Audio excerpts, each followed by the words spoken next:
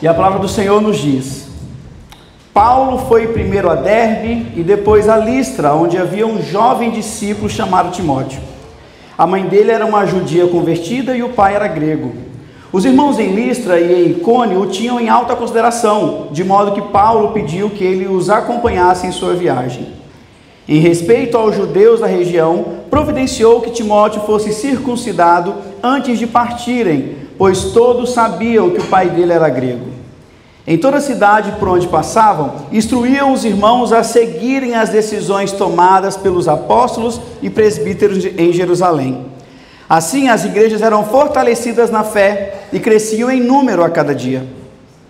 Em seguida, Paulo e Silas viajaram pela região da Frígia e da Galácia, pois o Espírito Santo os impediu de pregar a palavra na província da Ásia. Então, chegando à fronteira da Mísia, tentaram ir para o norte, em direção à Bitínia, mas o Espírito de Jesus não permitiu. Assim seguiram viagem para a Mísia até o porto de Troade. Naquela noite, Paulo teve uma visão na qual um homem da Macedônia, em pé, lhe suplicava: venha para a Macedônia e ajude-nos. Então decidimos partir de imediato para a Macedônia, concluindo que Deus nos havia chamado para anunciar ali as boas novas.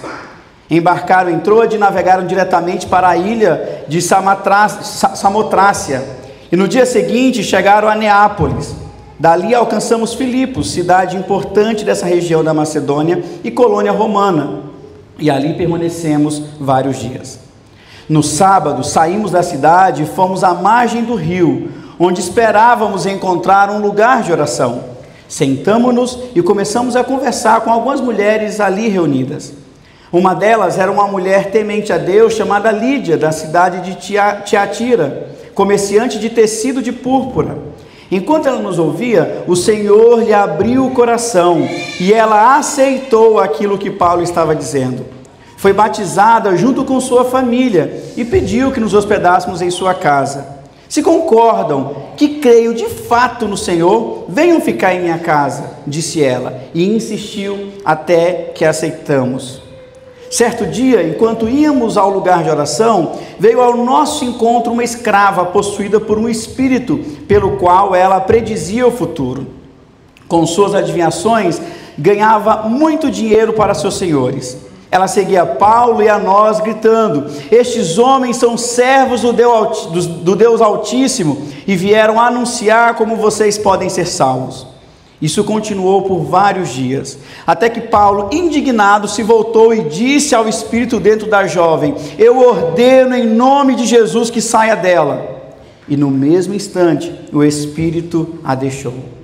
Quando os senhores da escrava viram que suas expectativas de lucro haviam sido frustradas, agarraram Paulo e Silas e o arrastaram à presença das autoridades na praça do mercado. Esses judeus estão tumultuando a cidade, gritaram para os magistrados. Eles ensinam costumes que nós, romanos, não podemos seguir, pois contrariam nossas leis. Logo, uma multidão revoltada se juntou contra Paulo e Silas, e os magistrados ordenaram que os dois fossem despidos e açoitados com varas. Depois de serem severamente açoitados, foram lançados na prisão. O carcereiro recebeu ordem para não os deixar escapar, pois isso os colocou no cárcere interno. Prendendo-lhes os pés no tronco. Por volta da meia-noite, Paulo e Silas oravam e cantavam hinos a Deus, e os outros presos ouviam. De repente, houve um forte terremoto e até os alicerces da prisão foram sacudidos. No mesmo instante, todas as portas se abriram e as correntes de todos os presos se soltaram. Quando o carcereiro acordou, viu as portas da prisão escancaradas. Imaginando que os prisioneiros haviam escapado, puxou a espada para se matar. Paulo, porém, gritou: não se mate, estamos todos aqui. O carcereiro mandou que trouxessem luz e correu até o cárcere, onde se prostrou, tremendo de medo, diante de Paulo e Silas. Então ele os levou para fora e perguntou: senhores, que devo fazer para ser salvo? E eles responderam: creia no Senhor Jesus, e você e sua família serão salvos. Então pregaram a palavra do Senhor a ele e a toda a sua família. Mesmo sendo tarde da noite, o carcereiro cuidou deles e lavou suas feridas. Em seguida, ele e todos os seus foram batizados. Depois levou-os para sua casa e lhes serviu uma refeição. E ele e toda a sua família se alegraram, porque creram em Deus. Na manhã seguinte, os magistrados mandaram os guardas a ordenarem ao carcereiro: soltem esses homens. Então o carcereiro mandou dizer a Paulo: os magistrados disseram que você e Silas estão livres, vão em paz. Paulo, no entanto, respondeu: eles nos açoitaram publicamente, sem julgamento, e nos colocaram na prisão, e nós somos cidadãos romanos. Agora querem que vamos embora às escondidas? De maneira nenhuma, que venham eles mesmos e nos soltem. Os guardas relataram isso aos magistrados, que ficaram assustados por saber que Paulo e Silas eram cidadãos romanos. Foram até a prisão e lhes pediram desculpas. Então os trouxeram para fora e suplicaram que deixassem a cidade. Quando Paulo e Silas saíram da prisão, voltaram à casa de Lídia. Ali se encontraram com os irmãos e os encorajaram mais uma vez, depois partiram. Oremos. Pai, nesse momento nós estamos diante da sua palavra, reconhecendo a sua soberania, que o Senhor possa nos guiar nessa grande missão que o Senhor deu à igreja. É assim que nós oramos, em nome de Jesus. Amém. Meus irmãos, imaginem uma porta fechada. Nós temos muita essa ilustração: quando uma porta se fecha, Deus abre algumas outras. Mas imagine vocês diante dessa porta fechada. Muitas vezes nós encaramos essa porta fechada como um sinal de impossibilidade. Johnny, tem como você baixar o retorno um pouquinho? Obrigado. Mas para Deus, quando nós encontramos uma porta fechada, muitas vezes o que nós vemos é Ele nos guiando, ou nos dirigindo, ou nos direcionando a um outro caminho, que muitas vezes é melhor, não para nós às vezes, mas para a vontade soberana de Deus. Às vezes a nova porta que se abre aos nossos olhos não é um caminho agradável de se caminhar, mas é justamente o caminho que o Senhor quer que nós caminhemos. Então, em Atos 16, nós vamos ver como Deus guia os seus servos, como Ele abre portas inesperadas, como Ele transforma corações improváveis e faz o Evangelho avançar, mesmo quando tudo parece contrário. Nós temos aqui uma história em que é possível olharmos para ela no decorrer, enquanto nós estamos seguindo a leitura, e imaginar, está tudo dando errado, mas o que nós vemos é Deus avançando o Evangelho. Isso me lembra a história de Jim Elliot. Eu sei que muitos de vocês conhecem, um grande missionário. Em 1952, Jim Elliot, ele sentiu o chamado de Deus para evangelizar.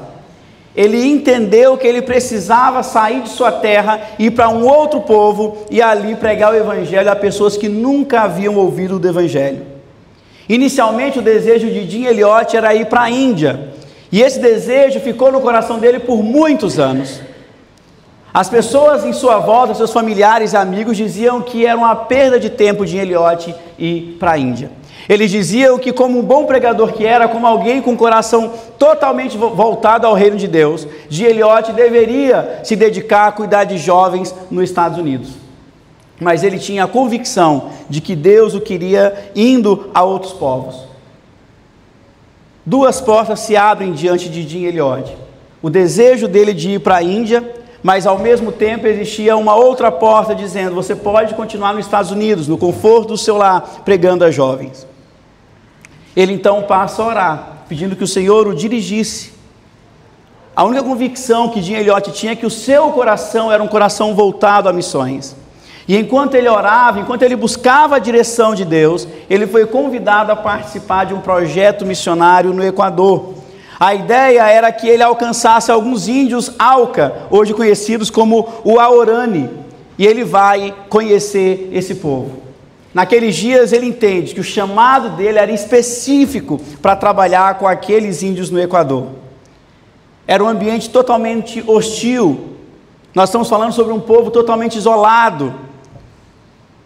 Estamos falando sobre um povo que certamente mataria qualquer tipo de contato que nós tentássemos ter com ele. Mas Jim Elliot aceitou o desafio, mesmo sem entender completamente quais eram os planos de Deus.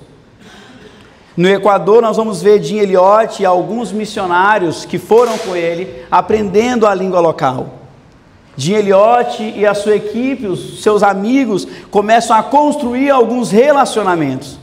E eles conseguem o primeiro contato com aquela tribo indígena. Em 1956, Jim Elliot morre assassinado por aqueles índios. Foi uma morte trágica. Ele e os seus amigos foram assassinados. Mas o testemunho de fé e de coragem, o amor daqueles missionários impactou profundamente o coração daquela tribo indígena. A tal ponto que até mesmo o assassino de Jim Elliot se converteu ao Evangelho. E o próprio filho de Jim Elliot teve o prazer de batizar o assassino do seu pai. É assim que acontece nas nossas vidas. No caso de Jim Elliot, se ele tivesse ido para a Índia ou se ele tivesse ficado nos Estados Unidos, talvez ele nunca tivesse impactado positivamente o coração daquelas pessoas, daquela tribo indígena. Deus fechou duas portas, tanto a da Índia quanto a dos Estados Unidos, mas ele abriu uma nova porta. E é por meio dessa porta que Deus cumpriu um propósito muito maior do que o Jim podia imaginar. Conosco é da mesma maneira. Deus, ele vai nos guiar, pois somos servos de Deus. Ele vai abrir algumas portas inesperadas. Ele vai transformar corações improváveis e vai fazer o Evangelho avançar, mesmo quando tudo parece que está dando errado. Em primeiro lugar, eu queria que nós, olhando para o capítulo 16 de Atos, pensássemos sobre como Deus abre essas portas e como essas portas abertas direcionam a missão. Logo no início do capítulo 16 de Atos, nós vemos um momento decisivo na trajetória missionária de Paulo. Em Atos 15, a igreja se reúne num grande concílio, o primeiro grande concílio da igreja, para discutir se a circuncisão era algo obrigatório aos convertidos ou não, aos gentios que se convertiam, porque os judeus já tinham passado por isso. Essa é a grande discussão que eles tinham. Eles então tomam uma decisão e Paulo influencia aquele grupo, aquele presbitério a tomar essa decisão. Paulo traz a maneira como os gentios têm se convertido ao longo da pregação dele. Aquele grupo escreve uma carta e nessa carta eles falam que o evangelho devia ser pregado a todos e que eles não precisavam fazer nada mais do que a palavra exigia que eles fizessem. Paulo pega essa carta e Paulo começa a caminhar, indo de igreja em igreja, enviado pela sua igreja em Jerusalém, enviado por uma igreja, ele vai pregando de cidade em cidade, mostrando essa carta, essa decisão tomada pelos apóstolos. E então ele chega ali, na cidade de Listra. Naquela cidade ele encontra um jovem chamado Timóteo. Nós sabemos que esse Timóteo, mais à frente, se torna o filho na fé de Paulo. É assim que Paulo carinhosamente chama Timóteo, meu filho na fé. Mas aqui Paulo ainda não conhecia Timóteo, ele conhece nesse instante, nesse momento, em Atos 16, quando ele chega a Listra.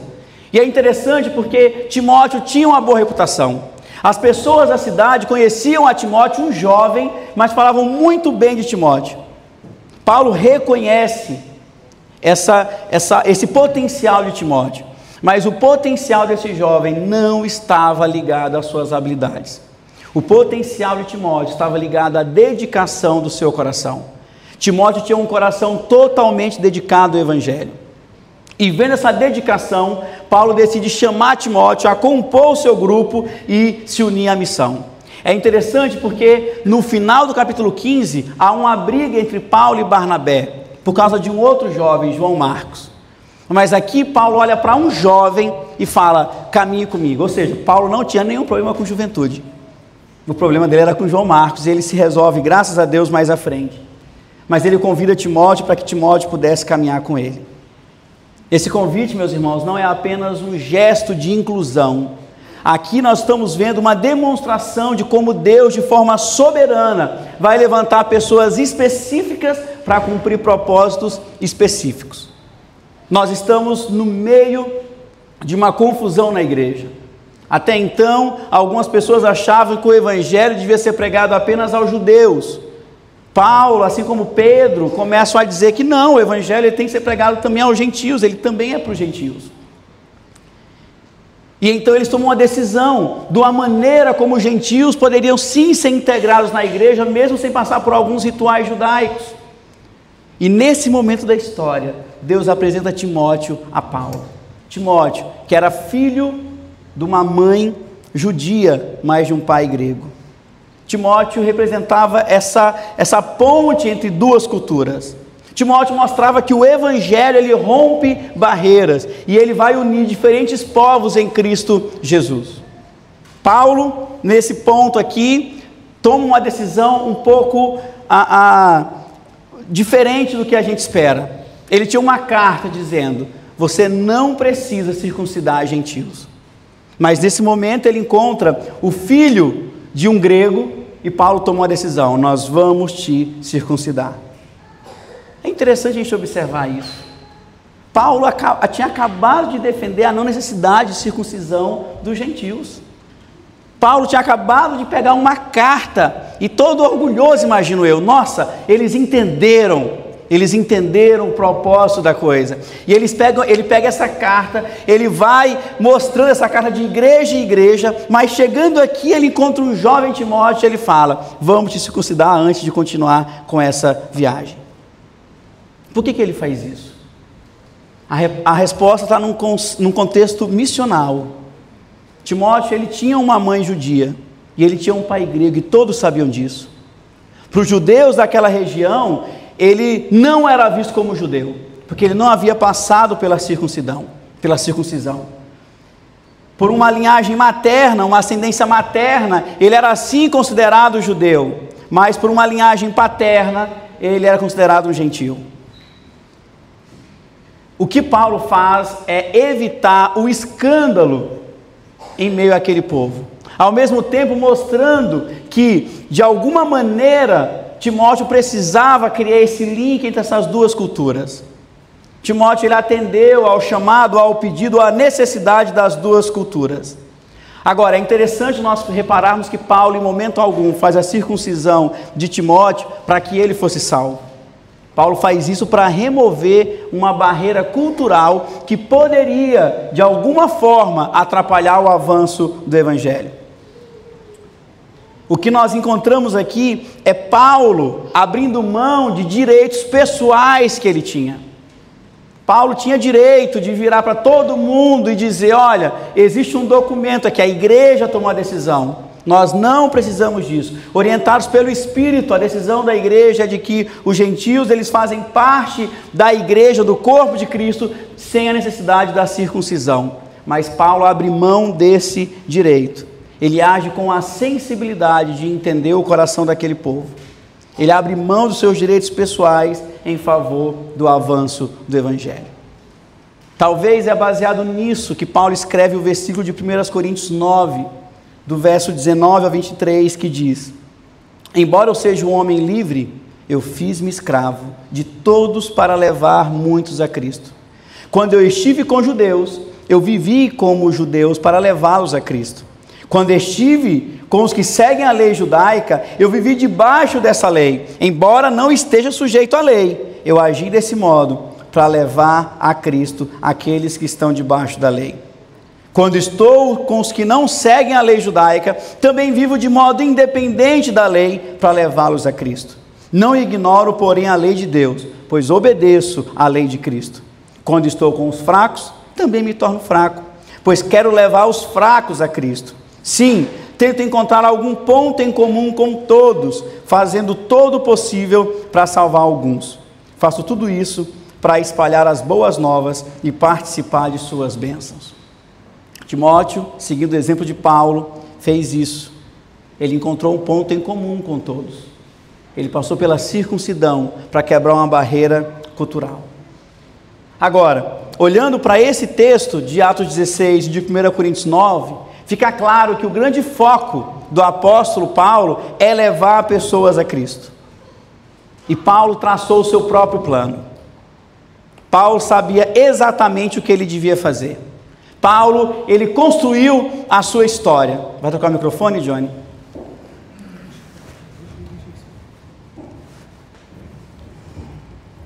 Paulo, ele constrói a sua história. Paulo, ele toma a decisão de onde ele queria ir. E ele tinha um sonho, ele queria ir para a Ásia. E na Ásia, Paulo pregaria o evangelho, pessoas seriam salvas, e ele tinha a convicção de que isso era o melhor plano. Não existiam cristãos na Ásia. Qual o melhor lugar para Paulo ir? Paulo toma uma grande decisão, ele traz o seu plano, ele levanta os recursos, ele levanta pessoas que acompanhariam, e de repente os planos dele se frustram. Por mais que o desejo deles era de pregar a palavra na Ásia, que era assim uma região importante e também estratégica, o Espírito impede que eles sigam adiante. Mas Paulo tinha um plano B. Paulo falou: não dá para a Ásia, vamos para a Bitínia. Novamente, o Espírito de Jesus impede que eles cheguem àquela cidade. Todos os planos foram frustrados. Todas as portas que Paulo decidiu abrir foram fechadas diante dele. Essa sequência de portas fechadas pode sim ser interpretado como um fracasso na carreira de Paulo. Nossa, tudo que eu planejei, tudo que eu coloquei no papel, todas as minhas meu planejamento fracassou. Ou talvez a gente pode ver isso como uma falta de direção. Ele não tinha uma direção muito clara. No meio do caminho ele saiu mudando de ideia. Mas a verdade é que a mão soberana de Deus guiou Paulo e guiou todos os amigos de Paulo, todos os servos que ali estavam, para um outro local, porque eles deveriam agir de uma forma especial nesse outro lugar. O Espírito impede que eles caminhem para alguns lugares, para que ele possa ir exatamente para onde Deus queria que eles estivessem. É em meio a essa frustração ou a essa limitação que Paulo recebe uma visão no versículo 9. Atos 16, 9. Naquela noite Paulo teve uma visão, na qual um homem da Macedônia em pé lhe suplicava: venha para a Macedônia e ajude-nos. Ao ouvir isso, Paulo imediatamente conclui que Deus queria que eles fossem para a Macedônia. Ele reúne seus amigos e eles tomam a decisão de anunciar o evangelho na região da Macedônia. Deus, ele fecha sim algumas portas, mas eles abrem outras portas. E quando ele abre essas portas, nós vamos enxergar muitas vezes que o caminho que o Senhor coloca diante de nós é um caminho que nós não imaginávamos trilhar. Paulo não imaginava em momento algum que ele iria para a Macedônia. Mas aquele local também era um local estratégico. A Macedônia foi a porta de entrada do evangelho para o continente europeu. E Paulo abriu isso. Ele queria fazer isso na Ásia, mas o Senhor levou ele para um outro local. Nós temos diante de nós um marco histórico na expansão do evangelho. Se você quer entender como o evangelho chegou à Europa, é por meio desse versículo. É quando o Espírito fala: você não vai para a Ásia, você não vai para a Bitínia, mas Deus fala: vai para a Macedônia. Nem toda porta que se abre, meus irmãos, é necessariamente uma direção de Deus, e nem toda porta que se fecha é necessariamente um sinal de fracasso. É necessário a nós termos a sensibilidade de entender qual a vontade de Deus, e nós fazemos isso por meio da leitura da palavra de Deus, por meio da aplicação prática da palavra de Deus em nossas vidas, por meio de uma oração não apenas individual, mas coletiva, onde Deus ele vai confirmar não apenas no meu coração, mas no coração da igreja, qual a vontade dele para a sua igreja. É comum às vezes nós insistirmos nos nossos planos, é comum às vezes confiarmos em nossa própria sabedoria, e Paulo fez isso. Paulo estava confiado no seu plano, Paulo entendia que ele era sábio. A gente não está falando sobre qualquer homem, estamos falando sobre o maior teólogo que a igreja já teve, estamos falando sobre a pessoa que mais escreveu no Novo Testamento. Olha o quanto Deus usou esse homem. Paulo, ele sabia da sua capacidade intelectual, Paulo sabia, ele conhecia as estratégias para a expansão do evangelho, e ele percebe então que os seus planos não eram os melhores. No momento que Deus o chama aí para a Macedônia, ele reconhece a sua pequenez diante da grandiosidade da vontade de Deus. O segredo aqui, irmãos, é nós confiarmos na soberania do Senhor, é nós estarmos sensíveis à voz do Espírito, é nós estarmos dispostos a obedecer, mesmo quando a obediência nos leva a mudar a nossa rota, a mudar a nossa direção. Eu não sei como vocês estão, ou quais problemas, ou quais decisões vocês têm para tomar. Mas eu quero que vocês confiem no Senhor, sabendo que Ele vai direcionar vocês para a rota correta. Apenas confie que a vontade do Senhor é melhor do que a sua vontade. Apenas confie que a vontade do Senhor é muito maior do que a sua sabedoria. Não confie apenas na força do seu braço, mas confie totalmente na direção do Senhor. É possível nós nos lembrarmos nesse momento da história de muitos missionários que ao longo dos séculos planejaram ir para algum local, entendendo que ali era a vontade do Senhor para eles. E de repente nós vamos ver o Senhor levando esses missionários a outras regiões. Os motivos são muitos, pode ser político, pode ser algo relacionado à saúde, pode ser algo relacionado à logística, mas eles foram enviados para um outro lugar. Eles não planejavam estar ali, mas ao mesmo tempo eles viram de uma forma clara o fruto dessa decisão, que não foi tomada por eles, mas por Deus. Aqui no Brasil, se hoje nós estamos dentro de uma igreja batista, é porque um homem chamado William Buchbegbe decidiu sair da sua terra, lá nos Estados Unidos, e vir para cá plantar uma igreja, pregar o Evangelho. Logo depois vem um outro chamado Zacarias Taylor, e juntos eles começam a plantar igrejas batistas no Brasil. Em um dado momento da história, por conta de doença, é necessário que William Buchbegbe mude para o sul, porque o clima lá era um clima mais ameno.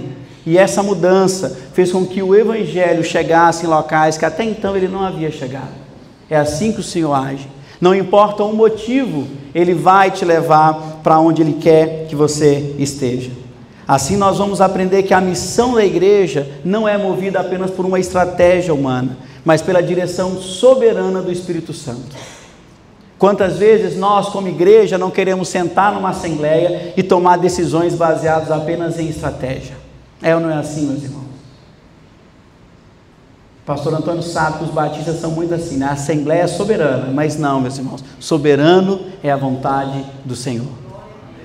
Nós precisamos entender que mais do que uma estratégia, nós precisamos ouvir a voz do Espírito.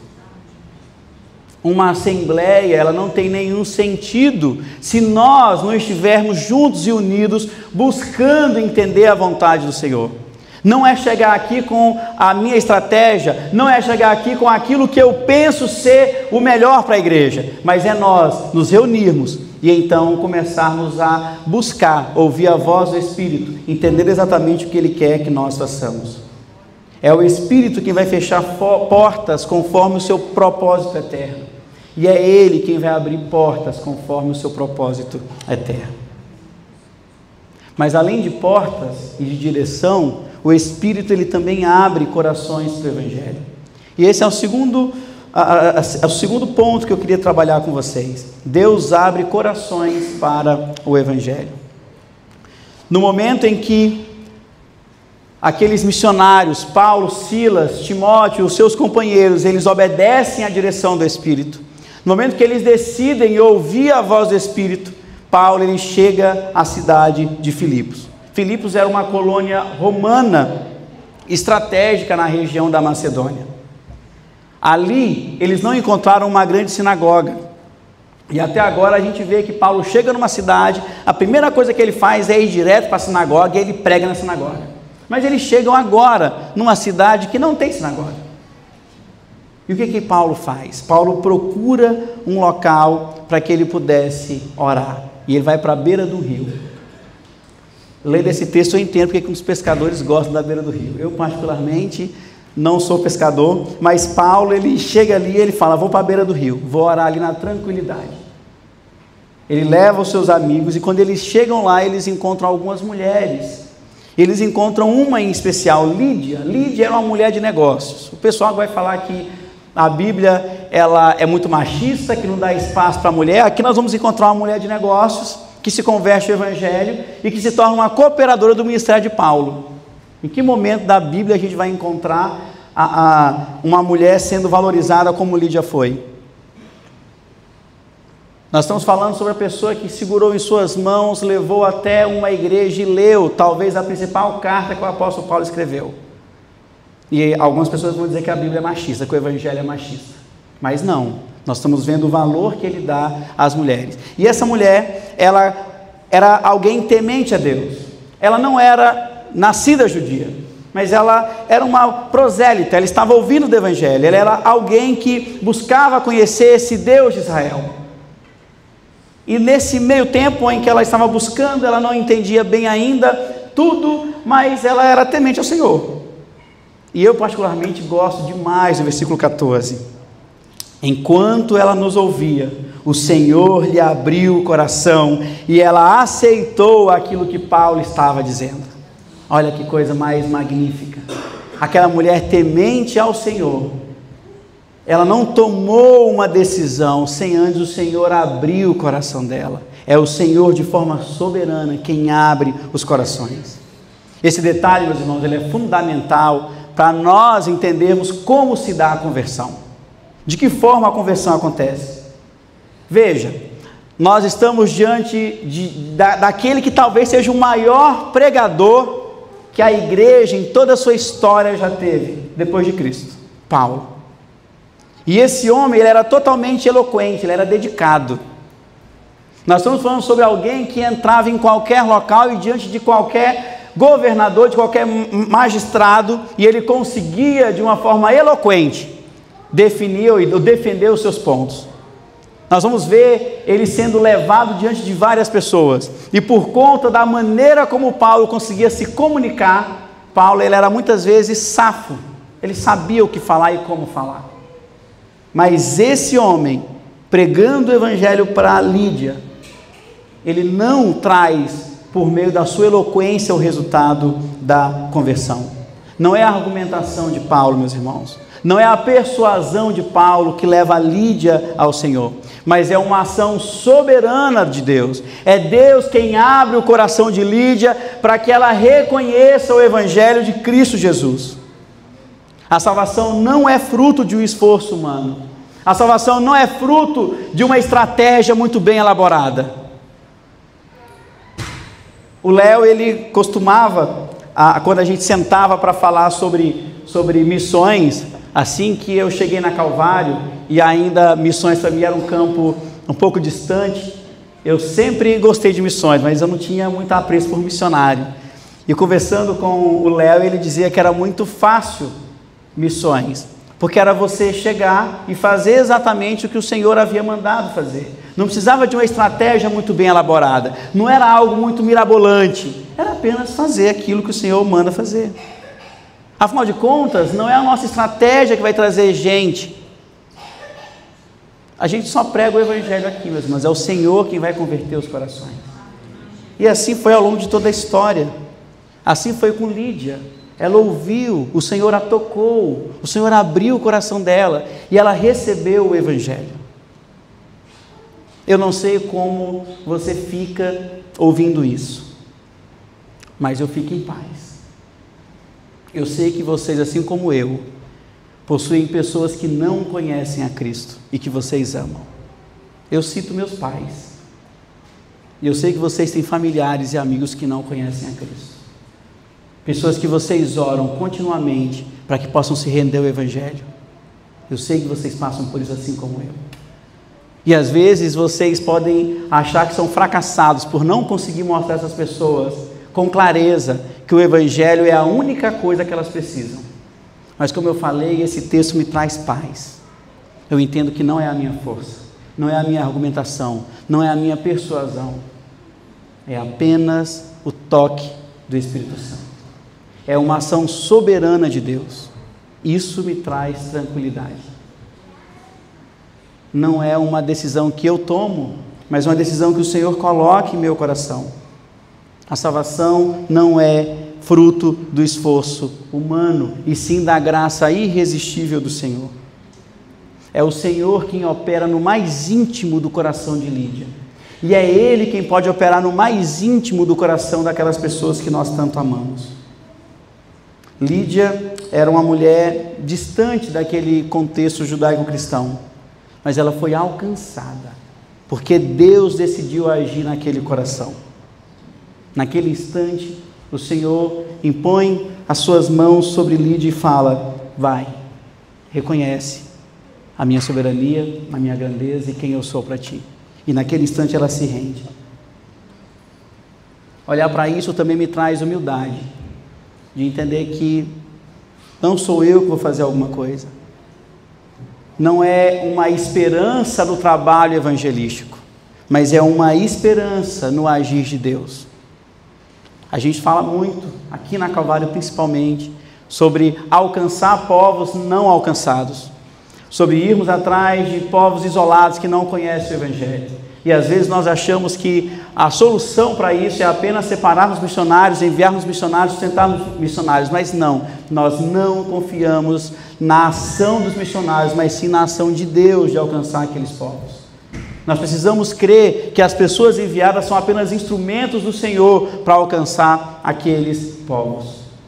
Na verdade, os missionários, eles têm o privilégio de serem usados pelo Senhor para o alcance de povos que não conhecem ainda a Cristo. Então isso precisa nos trazer essa humildade, esse reconhecimento de que não é a nossa força, mas é o Senhor. É comum nós desanimarmos e nos entristecermos quando pessoas, elas aparentam indiferença ao Evangelho. Quantas vezes a gente não fica desanimado quando nós convidamos alguém para vir à igreja e essa pessoa, ela fala, um dia eu vou, em algum momento eu estou lá. Mas você vê que há um desinteresse dessa pessoa. Meus irmãos, se você está passando por isso, se o seu coração está desanimado por pregar o Evangelho e achar que você não está vendo resultado, que você possa nesse instante reconhecer que o seu papel é unicamente o de anunciar fielmente o Evangelho, porque a conversão cabe ao Senhor fazer. Eu me lembro da Priscila. A Priscila, ela hoje é casada com o Nielson. Nielson foi meu conselheiro de embaixador do rei quando eu ainda era criança lá em Brasília. E o Nielson, na época, um jovem, mais jovem do que eu hoje, ele tinha 23, 24 anos de idade na época, e eu me recordo que era um grande sofrimento para ele namorar a Priscila. A Priscila não era convertida. Ele está errado, começou a namorar a pessoa, mas ele se apaixonou por ela, eles começaram aquele namoro, isso era muito difícil, ele queria que ela fosse para a igreja, ela queria que ele fosse para a boate com os amigos dela, e aquela crise, aquela confusão, sem saber muito o que fazer. E eu me recordo do Nielson orando pela Priscila. E eu me recordo disso porque ele chamava a gente lá na igreja que eu era membro, nós tínhamos um momento de oração pastoral como é que nós fazemos aqui, onde nós íamos lá na frente e ali o pastor ou o dirigente orava por nós. E eu me lembro do Nielson muitas vezes chamando todos os embaixadores e falando, na hora da oração, vou lá na frente, apresentei a minha vida e a da Priscila diante do Senhor. E assim nós fazíamos. Domingo após domingo nós orávamos pela Priscila. E a Priscila rejeitava a ideia de ir na igreja. A Priscila queria ir para a boate, para a festa. A Priscila gostava de beber, a Priscila gostava de comer um churrasco com os amigos no sabadão, regado à bebida. Essa era a ideia dela. Gostava de música alta, barulhenta. Mas o Nielson, crente, não queria nada disso. E ficava aquela guerra, cabo de guerra, cada um puxava para um lado.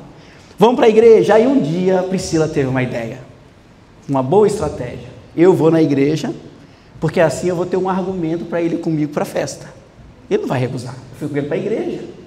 Abri mão de um princípio meu para ir com ele para a igreja, ele vai abrir de um dele. E assim ela foi para a igreja, um domingo. Segundo a Priscila, o testemunho dela no dia do batismo, naquele instante, quando ela entrou e sentou naquela cadeira, que começou o culto, primeira música cantando, a ideia da Priscila era começar a cantar junto. Ela falou que a primeira música abriu o coração dela para receber o Evangelho. Mas ela não quis dar o braço a torcer. Ela resistiu a externalizar o que já havia acontecido no coração dela. E a Priscila, segundo ela mesma, continuava indo à festa porque ela não queria esse negócio de Evangelho. Estava tão boa a minha vida, eu vou ficar agora mudando de ideia? Não, vou continuar a minha vida como ela estava. E o Nielson continuou orando, sem saber o que Deus estava fazendo, ou já havia feito no coração da Priscila, mas crendo que ele poderia operar ali uma boa obra. E nós continuávamos orando pela Priscila. E a Priscila ia para o culto, cara emburrada, o tempo inteiro, sentava ali, participava daquele culto, doida, segundo ela mesma, para levantar a mão e louvar o Senhor, mas ela não fazia isso. E o pastor fazia um apelo, E ela falava que o coração dela ardia de desejo dela levantar e ir lá na frente. E ela falava, não vou fazer. Ele vai comigo para a festa.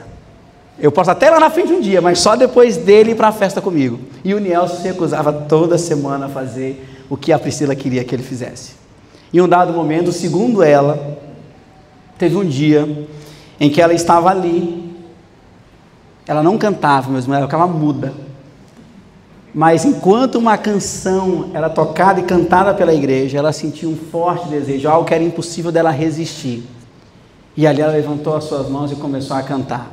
O Nelson do lado, sem entender o que estava acontecendo. Ela já estava convertida há um tempão, mas não havia ainda reconhecido isso. E o Nelson se assustou, porque seria normal ela cantar, mas ela levantar as mãos como ela estava e louvar como ela estava. Para ele foi um susto tremendo. E naquele dia, após a pregação, o pastor fez um apelo. E com o apelo, a Priscila se levanta e vai até lá na frente. E eu me lembro como se fosse hoje da cena da Priscila se ajoelhando e entregando a sua vida ao Senhor.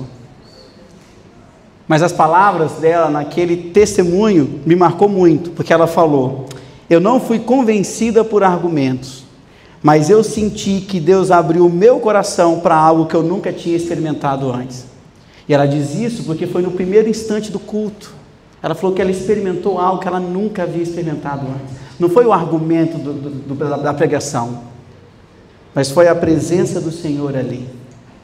Foi a soberania do Senhor agindo a fim de separar a Priscila para algo muito maior do que ela podia imaginar. O Nielson recebeu um chamado pastoral. E ele não reconheceu esse chamado no primeiro instante. Até que um dia ela falou: você não está entendendo até agora? Você tem que ir para o seminário, você tem que se preparar. Você tem um chamado. E ela levou ele à compreensão do chamado dele. Então nós vamos ver a maneira como Deus age com algumas pessoas. Então, meus irmãos, não desanime diante da frieza ou da resistência de algumas pessoas. Mas continue orando. Continue testemunhando. Sabendo que Deus, Ele é poderoso para abrir corações. Sabendo que Ele vai abrir corações. Aquelas pessoas que se parecem distantes do Evangelho, mas que nós estamos tentando arrastá-las para conhecer a Cristo, Deus pode agir no coração dessas pessoas. O mesmo Deus que abriu o coração de Lídia, é o Deus que vai abrir o coração das pessoas que hoje nós estamos orando para que assim Ele faça. E Ele faz isso para a honra e glória do seu próprio nome. Não para que nós tenhamos um sucesso pessoal, mas para a honra e glória do nome do Senhor. Caminhando para a conclusão do sermão, o terceiro ponto que eu queria pensar com os irmãos nessa manhã é que Deus usa as adversidades para avançar o Evangelho. Deus usa o sofrimento do cristão para o avanço do Evangelho. Em Atos 16, nós vamos ter uma narrativa que tem uma mudança de tom. Inicialmente é tudo muito lindo. Paulo querendo seguir um plano, o Senhor de forma soberana, guiando ele para um outro local, que é o melhor lugar que ele poderia ir, de forma estratégica, alcançando agora a porta de entrada para a Europa. Coisa maravilhosa. Tudo muito bonito, tudo muito lindo. De repente, Paulo chega numa cidade, ele vai para a beira do rio, ali ele vê uma conversão. Mas agora tem uma mudança de tom, tem uma tristeza aqui. Paulo e Silas chegam numa cidade, e enquanto eles estavam fazendo o exercício fiel da pregação do Evangelho, ele vai preso. Agora toda a alegria de ver Lídia se converter, se torna na tristeza de ir para a prisão. Agora, o que levou Paulo à prisão? Paulo, ele caminhava dentro de Filipos, ele encontra uma jovem, e essa jovem era escravizada. Essa jovem era possuída por um espírito, e esse espírito era um espírito de adivinhação. Esse espírito de adivinhação dava grande lucro para os senhores daquela jovem, porque eles acabavam vendendo as adivinhações dessa jovem. Paulo entra na cidade, essa mulher começa a andar atrás dele, esse aqui é homem de Deus, ele vai falar exatamente o que vocês têm que fazer para ser salvo. O que ela falava era positivo. Mas Paulo, ouvindo isso o tempo inteiro, Paulo ficou cansado daquilo, falou: não é possível, que as pessoas não estão percebendo que isso não é de Deus. E Paulo expulsa aquele demônio. Paulo expulsa aquele espírito de adivinhação. Paulo liberta em nome de Jesus aquela jovem, aquela mulher. Mas os donos dela estavam tomados por ganância. Eles queriam lucro. E eles percebem que agora o que eles encontram é um prejuízo. Não tinha mais como ela vender a adivinhação se ela não tinha mais o que adivinhar. Não sei se vocês já viram isso, mas eu me recordo de algum tempo atrás, alguns anos atrás, andando na 24 de outubro, com a Laísa. A gente ia comprar alguma coisa na 24 de outubro para a igreja, e de repente uma pessoa chega para a gente querendo ler nossas mãos. Eu fico imaginando Paulo vendo isso acontecer diante dos olhos dele. Uma pessoa querendo adivinhar. De repente ela não consegue mais adivinhar nada. Ela não consegue mais ganhar dinheiro com isso. E naquele momento, os donos dessa moça, os senhores dessa moça, decidem apresentar Paulo diante do juiz daquela cidade. Dizendo: olha, esse cara aqui está ensinando algo que não está de acordo com a nossa cultura. Se lembram do início do texto? Se lembram que eu falei que o que esse capítulo quer mostrar é a forma como o evangelho atravessa culturas? Agora, existe um problema. O evangelho está atravessando culturas e eles falam: opa, a gente não quer isso, a gente não quer isso. Que agora é uma coisa pessoal. O evangelho está me trazendo prejuízo. Não quero isso. E aí, nesse cenário de adversidade, onde Paulo e Silas é levado para diante daquele magistrado, eles são açoitados, eles são humilhados, e agora, sentindo muitas dores, eles são lançados na prisão. E é interessante nós vermos que eles tinham tudo para se entregar à amargura, ao desespero. Eles tinham tudo para falar: olha, isso aqui não dá mais não. A gente veio fazendo tudo certinho, a gente quer ir para a Ásia, lá era mais tranquilo. Deus manda a gente vir para cá para ser açoitado. Não, tem que estar algo errado. Eles poderiam fazer isso, mas o que eles fazem é, acorrentados, louvar ao Senhor. Eles poderiam naquele momento desistir de todo o trabalho missionário, de toda a sua vocação. Eles podiam falar: Senhor, chega, já deu para mim, eu queria ir para um lugar, o Senhor me trouxe para cá, para isso, ficar preso. E não apenas preso, eles estavam amarrados a um tronco. Mas em vez de se entregar ao desespero e à amargura, eles louvam e oram ao Senhor durante toda a noite. E a história diz que outros presos ouviam o que eles estavam cantando. Eles ouviam exatamente esses louvores ao Senhor. E Deus também ouviu, meus irmãos. Ele respondeu à oração, ao clamor e ao louvor desses homens de uma maneira singular. De repente, o que nós vamos encontrar é um grande terremoto sacudindo tudo. As estruturas daquela prisão começam a balançar. As portas caem. As correntes se abrem. Eu não sei se vocês conseguem visualizar isso. A corrente estava presa no braço dele, de repente elas se soltam do braço dele. Algo sobrenatural acontece ali. O carcereiro entra em desespero quando acorda, porque a ordem era clara: prenda esse povo aí e cuidado para eles não fugirem. Eu imagino que a história de Pedro já havia se espalhado. Todo mundo sabia que quando um crente era preso, logo vinha alguém soltar. Então prende esse povo, não deixa sair. E quando o carcereiro olha as portas caídas, ele fala: já era, fugiram, todo mundo fugiu. E ele é tomado por um desejo forte de tirar a sua vida, e assim livrar ele da humilhação, da vergonha e do sofrimento que viria sobre ele, quando as pessoas descobrissem o que havia acontecido. Mas no momento que ele tira a sua espada, o apóstolo Paulo dá um grito: não se mate, estamos todos aqui. Eu não sei se vocês entendem o que acontece aqui. O texto bíblico está dizendo que os outros presos ouviram os louvores de Paulo e Silas. Eu não sei se vocês estão entendendo isso, mas eu consigo olhar claramente para esse texto e falar que houve conversão na vida daqueles presos, a tal ponto que eles não fugiram também. Porque imagina, eu não sou crente, Eu quero mais é cuidar da minha vida. Cai uma porta diante de mim, eu posso simplesmente sair e ir embora para casa e eu vou ficar lá dentro? Algo havia transformado o coração de cada um daqueles presos. E todos estavam ali. Paulo pôde falar com todas as letras: estamos todos aqui, não apenas ele e Silas, mas todos os presos que agora conheciam o nome de Cristo, ouvindo os louvores de Paulo, ouvindo as orações de Paulo, estavam ali, à disposição do carcereiro. E é diante, meus irmãos, desse testemunho de graça e de poder, que o carcereiro faz a pergunta mais importante da vida dele, no versículo 30. Senhores, que devo eu fazer para ser salvo? E ele ficou imaginando, às vezes, uma resposta longa.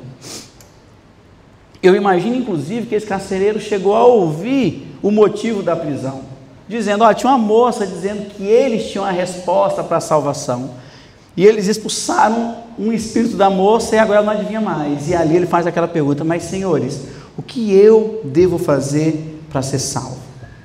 E a clareza da resposta de Paulo e Silas é imensa. Versículo 31.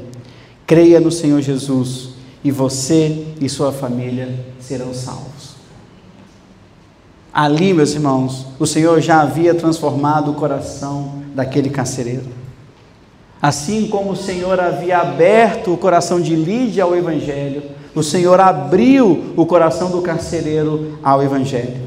E naquela mesma noite, o carcereiro e toda a sua família creram e foram batizados. Eles se entregaram completamente a Deus. O sofrimento de Paulo e Silas, a adversidade que eles passavam, não foi em vão. O sofrimento de Paulo e Silas, na verdade, foi o grande palco para que a graça salvadora fosse manifestada naquele momento. Nós não devemos temer o nosso sofrimento. Veja, Paulo e Silas estão diante de um monte de pessoas que estão distantes do Evangelho, não apenas o carcereiro, mas todos os outros presos. E em vez de olhar apenas para o seu sofrimento, eles viram uma oportunidade de mostrar a fé salvadora deles, a graça salvadora de Cristo Jesus. Esse texto de Atos 16 vai nos ensinar que, por mais doloroso que seja o sofrimento, ele pode ser um grande instrumento nas mãos de Deus. Um grande instrumento para que Deus dê continuidade ao seu plano de salvar o seu povo. Meus irmãos, não sofram em vão. Quantas vezes a gente encontra crentes sofrendo em vão, sofrimento pelo sofrimento, sem analisar de que forma ou o que Deus quer te ensinar diante do sofrimento. Quantas vezes a gente vê o pessoal sofrendo, em vez de buscar o Senhor, a dependência do Senhor, o que a pessoa faz é reclamar, reclamar, reclamar, reclamar. Não sofram em vão. Use o sofrimento para a glória de Deus. Usem o sofrimento para engrandecer o nome do Senhor. O sofrimento dos servos do Senhor, quando eles são vividos com fé, mas também com entrega, eles transformam aquele sofrimento num grande testemunho diante do mundo. O seu sofrimento pode ser um grande testemunho diante das pessoas que você convive. O mundo, olhando para a maneira como você encara o seu sofrimento, pode se render a Cristo. Olhe para a história. A quantidade de cristãos que passaram por grandes provações, por grandes sofrimentos, campos de concentração, prisões, perseguição.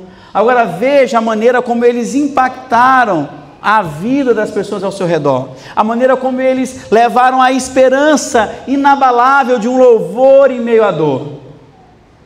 Eu me recordo de uma história, não me lembro agora exatamente dos personagens, do nome dos personagens, mas eu me recordo de um pastor russo que pregava o evangelho num país em que era proibido essa pregação. E nós vamos enxergar ele subindo num palanque, ele fazendo realmente um palco para que ele pudesse pegar o evangelho e as pessoas ouvissem o que ele falava. E de repente o partido daquele país, ele resolve prender esse pastor e resolve levá-lo para a prisão.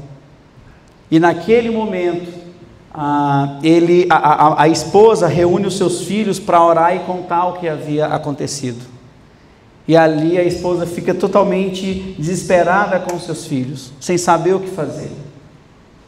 Ela então tem um momento de se encontrar com ele, porque os governantes, eles então indicam: olha, esposa e filhos, se vocês convencerem o seu marido e pai a não pregar o evangelho, a gente até considera soltar ele.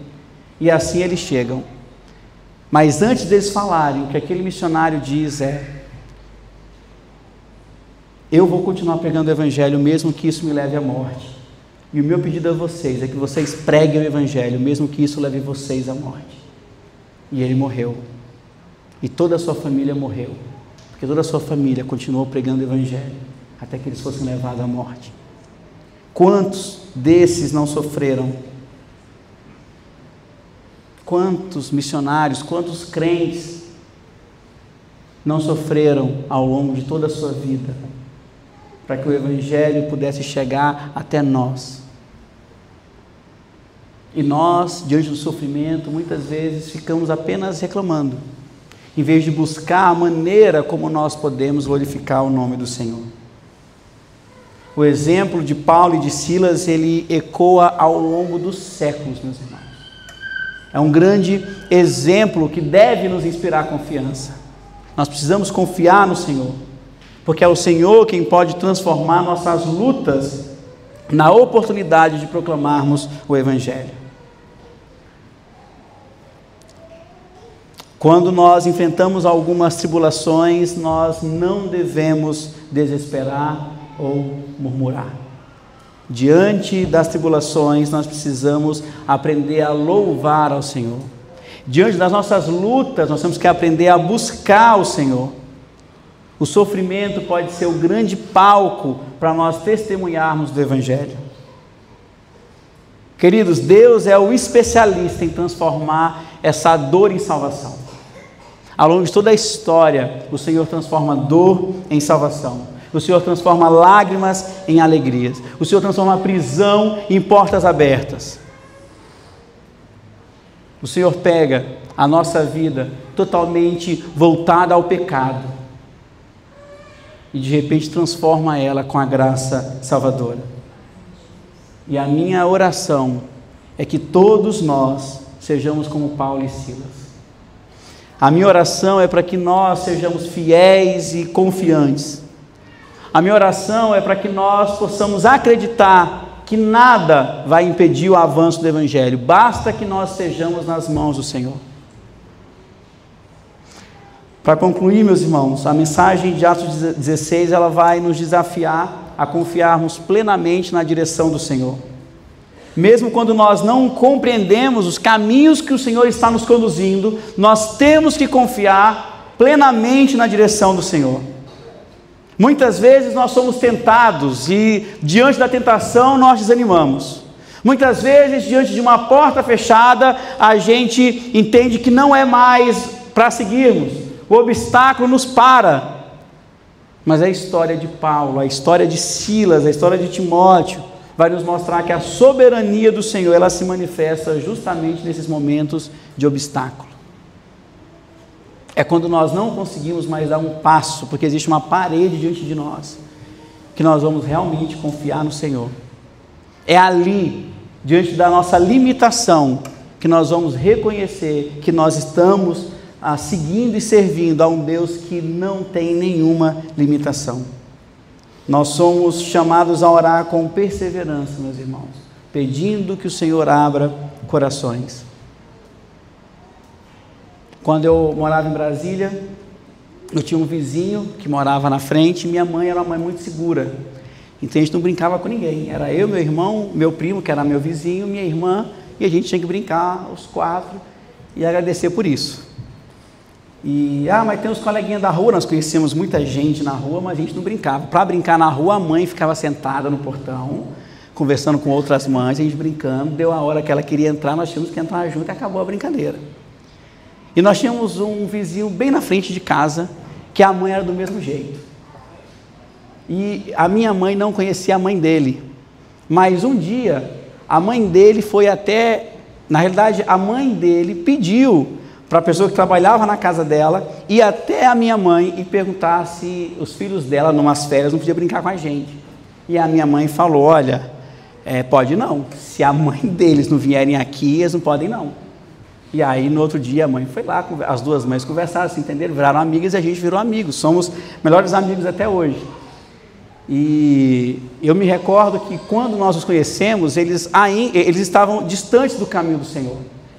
Eles eram crentes, mas estavam totalmente desviados. Os filhos nunca tinham ido à igreja, então eles estavam desviados há pelo menos 10 anos, porque era a nossa idade na época.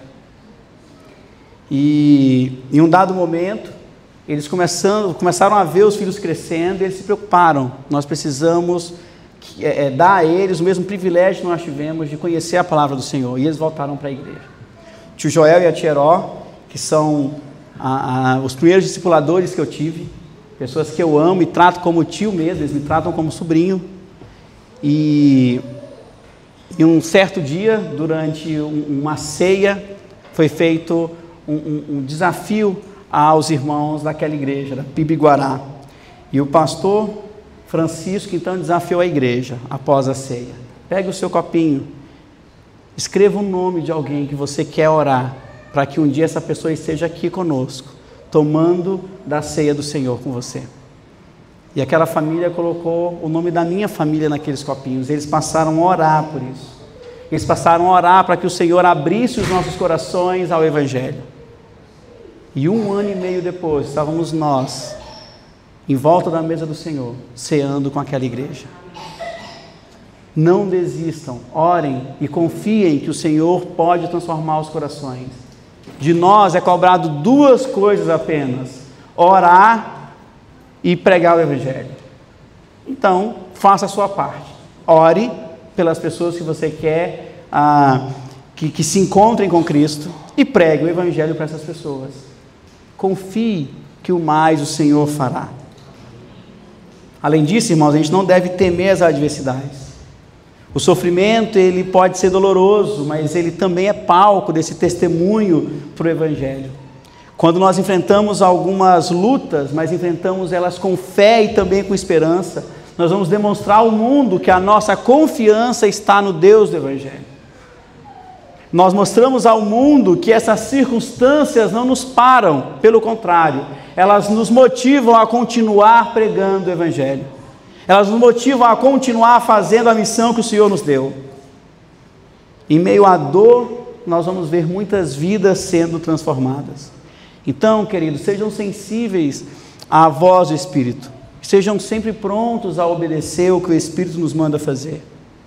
Às vezes você pode ter um plano e o Espírito vai mudar o seu plano. E o sofrimento é a forma como ele vai mudar a direção da sua vida. Mas confie no Senhor. Saiba que esse novo caminho, essa porta que Ele fechou e a nova que Ele está abrindo, por mais que te leve a alguma situação desconfortável, é o melhor caminho, não apenas para você, mas para todo o povo de Deus. Deus, Ele honra a nossa obediência, não nos dando conforto. Deus, Ele honra a nossa obediência, nos usando para cumprir os seus propósitos eternos. Quando nós olhamos para toda a narrativa de Atos 16, nós percebemos que é Deus quem abre portas, é Deus quem abre corações. Quem dirige a missão da igreja não somos nós, mas é o próprio Deus. De forma prática aqui na Calvário, quem dirige a missão da igreja não são os seus presbíteros, mas é o próprio Espírito de Deus.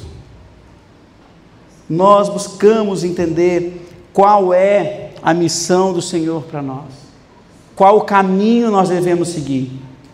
E quando chega uma frustração, um obstáculo, isso não nos para, porque nós temos a clareza de que o Senhor, Ele nos trouxe até aqui.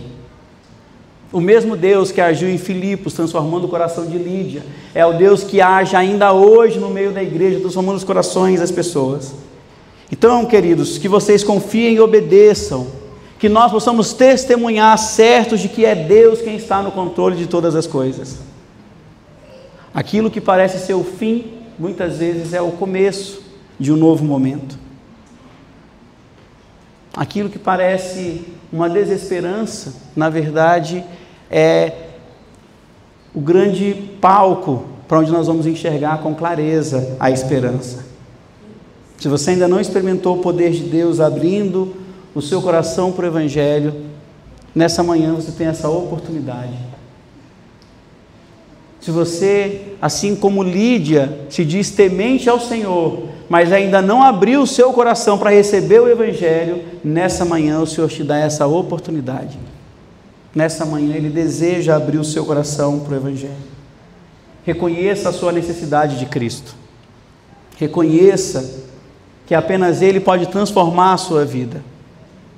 Se esse é o seu caso, se você realmente, nessa manhã, reconhece que você precisa de Cristo e que apenas Ele pode transformar o seu coração, não saia daqui hoje sem procurar um dos pastores da igreja, para que a gente possa conversar com você sobre isso. Porque o Senhor quer realmente transformar o seu coração e a sua vida. Mas se você, assim como eu, já é cristão, que nessa manhã você se sinta desafiado a ser um instrumento nas mãos do Senhor. Se você já reconhece a sua necessidade de Cristo, que nessa manhã você se sente desafiado a se dispor a ser usado pelo Senhor, mesmo em meio ao seu sofrimento. Às vezes você pode estar pensando, mas nesse momento da minha vida está difícil eu ser usado pelo Senhor. Mas saiba que é justamente nesse momento que o Senhor quer te usar.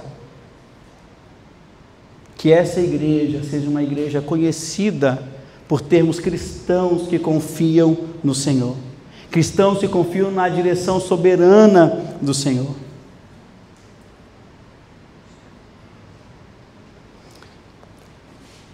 Para muitos de vocês, o momento que essa igreja está vivendo pode ser um momento de portas fechadas. Nós temos talvez o principal plantador da igreja passando uma temporada nos Estados Unidos, longe de nós.